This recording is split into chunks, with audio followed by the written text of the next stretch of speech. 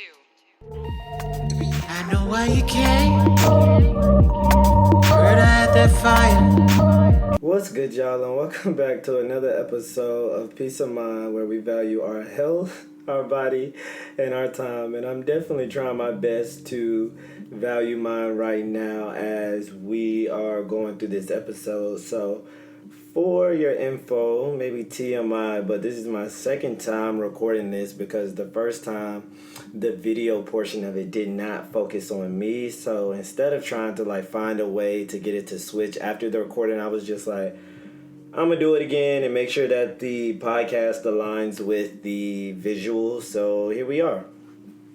So without further ado, getting straight into it, today's podcast episode is the waiting season.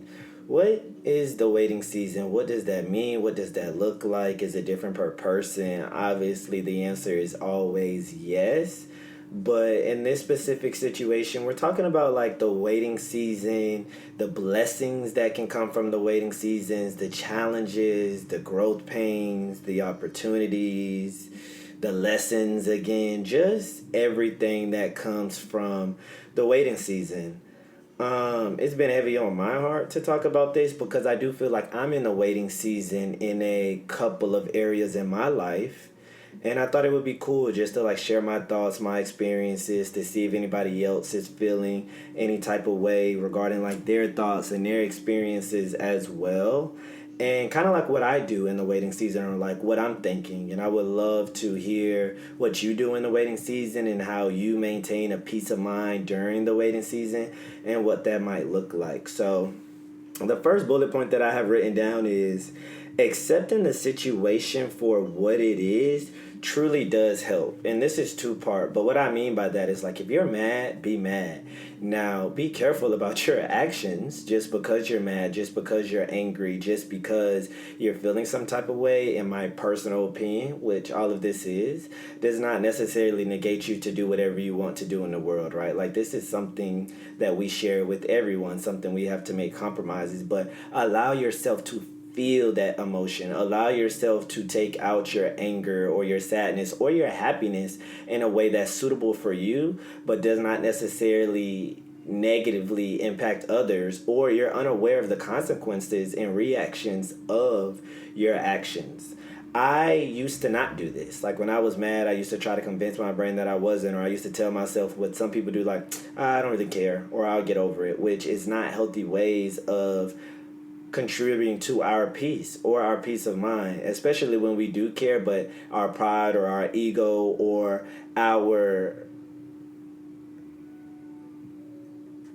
frame of mind that we have on ourselves is to be hard, is to be the older sibling, is to be the person who has to just keep going and growing, because it can slow you down as time goes on. But when you acknowledge it, regardless of if you have a tangible output or vice, or, and we're going to talk about vices too, but a tangible output or vice, or something that really affects you.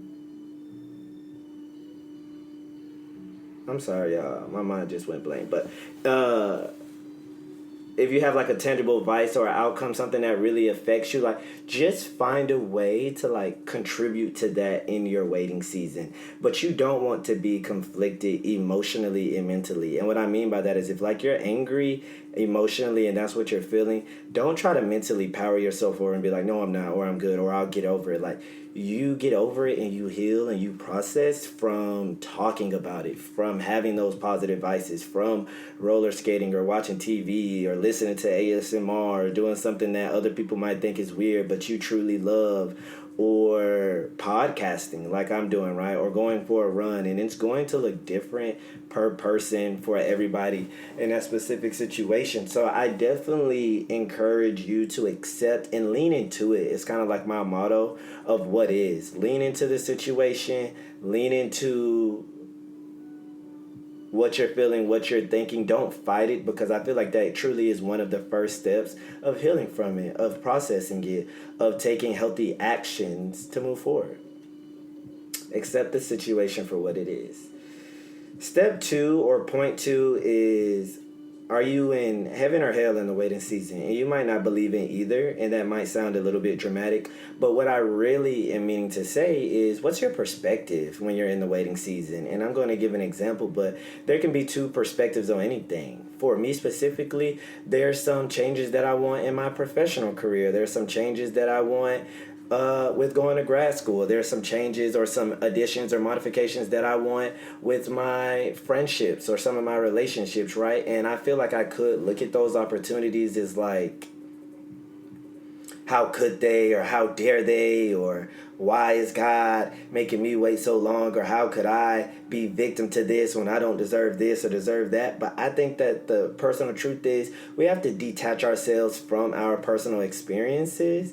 And what I mean by that is, I just read this book called The Power of Now, which a couple of my friends are talking about on Instagram. But basically, being the watcher of your life, removing yourself from your conscious, looking like an outer body experience, and think like, how is Chris feeling in this moment? What is Chris thinking? You know what I'm saying? Not being self-identified with your conscious, and you're like, why would I not be if that's me? I get it, but it allows you to have a different perspective. It allows you to have a different point of view. You can't control the thoughts that come in your mind, can you? The answer should be no to everybody, but you can control what you do with those thoughts. And I think that taking a step back to realize what those thoughts actually are, why you feel that way, and asking yourself kind of like, okay, retrospectively, 6 months from now, 3 months from now, how am I going to feel if I continue to go down this path that I'm going through right now, or if I make this action that I might be making out of emotion and I'm not leaning or accepting the situation for what it is, right? So I think that that's the quote unquote hell perspective of it, right? And the heaven perspective of it, or the beauty perspective of it, you could do beauty, ugly, you could do cute, not cute, you could do skillful, unskillful, you could do good and bad. I don't necessarily believe in good and bad. I believe everything is an experience. Some might be unfortunate. Some might be experiences we don't want, or experiences we don't want to repeat. But I think everything is an experience. I think that with the heaven perspective of it, it's like, you know what is, and this is my life, right? God trying to teach me. What is the universe, what is life trying to tell me, show me? Because if I already knew it, then I wouldn't be having these thoughts. I wouldn't be having these questions. I wouldn't be thinking about where's the disconnect, where is the gap, where is the bridge that I'm trying to get over. And it could be used as an opportunity to like learn or grow. And that is the moment right then and there when you're faced with arguments, when you're faced with frustration, to do something different, to do something that allows you to grow, allows you to develop, instead of following into those patterns and into those beliefs and into those agreements that we've previously done in the past. So I think a lot of things in the waiting season are about your perspective and truly understanding your intention about what you want, why you want it, and are you actually putting in all of the effort and energy that you can to obtain it. If you are, then why are you not giving yourself more grace, more acceptance, more love, more prosperity? Either it's going to happen when it's supposed to happen, or if you continue trying and you know you're giving it your all, allow time. I used to hate time because I'm a solution-oriented person. I'm like, time, patience, wait. I don't want to do that. I'm trying to do something, get my hands on it, my fingers on it. But there are so many lessons and so many opportunities to transform our mindset. Romans 12:2, from what we knew to what we knew to what we know to what we could in the future, right? And I think that it's hard for us consciously sometimes to actually take a step back and breathe in and release, and breathe in and release, and say, okay, like, what can I do differently? What can I do that might produce a different outcome, that might be favorable this time around? And you might not think it worked, and that could be the very thing that you're like, wow, that's all I had to do, or that's what I should have done. So think about your perspective in the waiting season, whether that is your job or your culture or your friends or your community, your school, your religion, your relationships, romantic, platonic, all of that. I think that that's very important. And I think that kind of like bleeds to my next point, which is blessing in disguises that we cannot see. I just told y'all that I have received so many blessings in other areas in my life, and I think that I used to treat life as a checkbox of like, okay, God, thank you for that. I appreciate that. On to the next. I'm trying to do this now. And I might not have even fully understood why God gave me that previous blessing, right? And in my life, I truly do believe that lessons will continue to come and go and come and go until we learn them, if we learn them. And it's up with the autonomy that God or that the universe gave us to do so, right? And they might come in different people, different forms, different relationships, different shapes. But I think it's important for us to see the blessings that we have and understand and even continue to learn from them. Just because I got a blessing or you got a blessing or we got a blessing doesn't mean that is where it stops. What all should we learn that's going to attach to our next blessing? Because I feel like everything, for lack of better words, I just think it's important to stop. I think it's important to wait. I think it's hard for people who are very ambitious, very dynamic, who are leadership oriented, who are very proactive, who want to get after and get going. And some things is like a return on investments. That's why I have to do better with finances or stocks or bonds or CDs, because some of those things, what you're supposed to do is nothing, at least in that time period, that short term. Some things are short term, some things are medium, some things are long term. But in certain things, you have to wait. You have to let it compound. You have to let it continue to grow. You have to maintain and operate it. But there does not necessarily need to be implementation, task-oriented things every single time. And I think that's something that I'm learning to be patient in with my waiting season of life, and just truly understanding the fruits and labors that could come from that as a result of doing so. So blessings in disguise. Figure out what those are, what you want from those, and what that looks like. Next thing is I'm going to say is vices in your waiting season. If you don't know what a vice is basically something that is temporary that helps you get over the line, helps you get over the edge. And there are positive vices, negative vices, good vices, bad vices. Some could just consider them vices that help you collectively and overall, and some that might seem to help you and be beneficial, but long term it might not be. It might not be. I'm only speaking from my opinion and my perspective again, because everything is different per person and it just depends. I'm not licensed. I'm not certified, so I love reiterating that before I say some of my points. But some of my positive vices are roller skating, are podcasting, are communicating with friends and hanging out and really just making life feel worth it and living it and balancing my life in a way, shape, or form that allows me to be happy, to be at peace, to show love, show support, get love, get support from others, and have a constant balance with that. Traveling, laughing, joking, all types of stuff. And then there's challenging vices, right, as well. And then for me, some of those vices that I did previously was drinking, was smoking, was being angry, being mad, lashing out, which had no long-term benefit. And then y'all know the saying, or maybe you don't, but people don't remember every single thing you said, but people remember how you made them feel or how they felt as a result of being exposed to you. And I think that when people think if they want to indulge in something again, they think, do I want that feeling again? Do I want that experience again? And that's what a lot of people use for their decisions moving forward. And I think that the world is ran by humans. The world is ran by people. And to a certain degree, for you to make it, you have to be liked by people. You have to want to like people. I think it's interesting when people say that they don't like people when the world is ran by people, businesses, companies, the people who you want to support you are people. You know what I'm saying? So to a certain degree, to a certain aspect, you have to be likable. You have to like others. You have to have a certain balance. And I'm not saying you have to be the biggest cheerleader in everybody's life, but you have to understand the way in which the world is operating, the way in which the world works, and like who runs it, who operates it, what type of people in what industries and sub-industries and environments you want to be a part of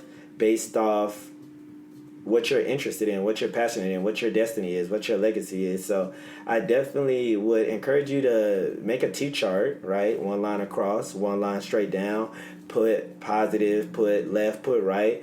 and vices you like that you have or that you want, and vices that you don't like and you want to eliminate. And I still have some that I want to eliminate, and it definitely takes time for sure. Some take years, which can be nerve-wracking, but you can break it up. That way it feels a lot better. And then some that you want to add on, you know what I'm saying, to the left side, the positive side. So I would just encourage you to look at those vices. One that I added recently was reading at night.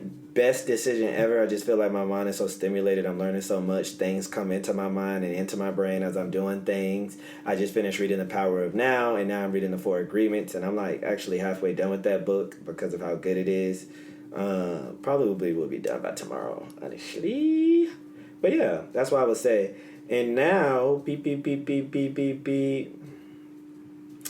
My call to action and my question to all of you is, what ideas do you have that helped you in your waiting season, that allowed you to accept patience in the waiting season? I know for me it was very, very difficult, very, very hard to do that, being a very ambitious person, somebody who wants a lot of things, seeks a lot of things. But how do you operate, manage certain aspects of the waiting season in your life, and what advice do you have for others, or what advice would you like to get from others? I want this to really be like an encouraging environment, an open environment, a comfortable environment. That way people can see that we have similar thoughts. I genuinely believe that in some way, shape, or form, nobody has had a unique thought, which is a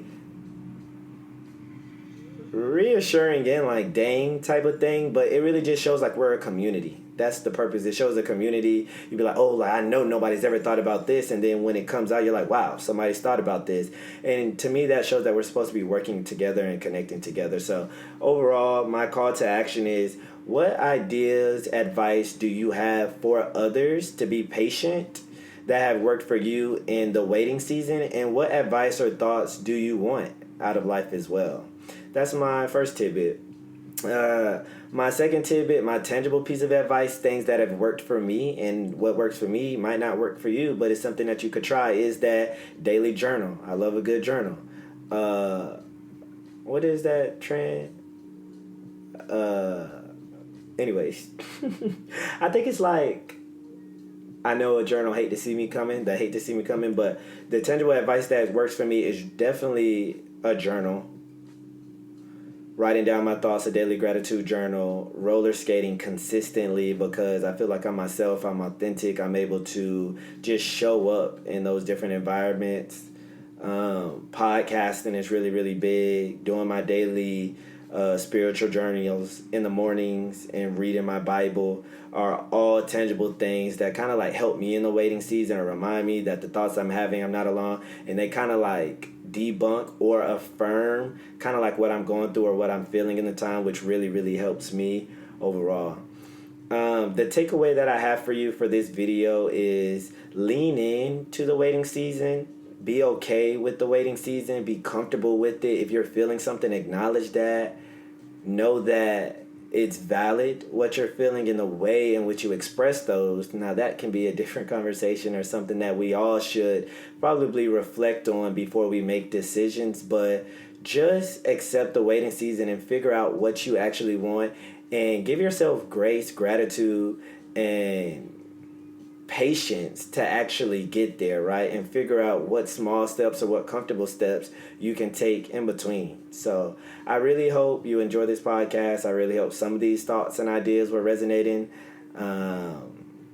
Thank you for tuning in to another episode of Peace of Mind, where we value our health, our body, and our time. Chris out. Heard I had that fire. Well, welcome to the flame. I love all my first timers.